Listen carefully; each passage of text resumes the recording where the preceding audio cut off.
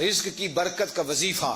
کہتے ہیں ایک شخص حضور کی بارگاہ میں آیا کہ یا رسول اللہ صلی اللہ علیہ وسلم غربت بڑی ہے, بڑا دکھی ہوں, بڑا پریشان ہوں. تو حضور نے وظیفہ بتایا, فرمایا جب بھی گھر جاؤ نا گھر والوں کو سلام کہنی ہے, السلام علیکم. یعنی کب کہنی ہے؟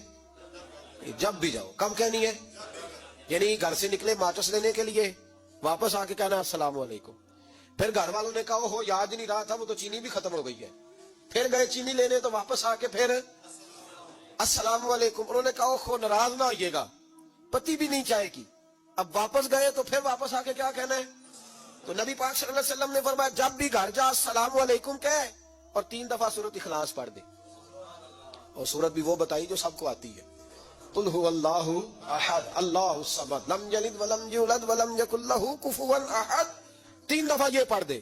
صحابی بڑے سیانے تھے, بڑے مسئلے حل کرتے تھے ہمارے, فٹافٹ بول پڑے وہ صحابی. کہنے لگے حضور میری تو چھوٹی سی فیملی ہے, کئی دفعہ بچے گھر نہیں ہوتے, ننھیال گئے ہوتے ہیں, تو پھر کیا کروں؟ حضور نے فرمایا جب گھر میں کوئی نہ ہو تو اپنے نبی پہ درود و سلام پڑھ دے.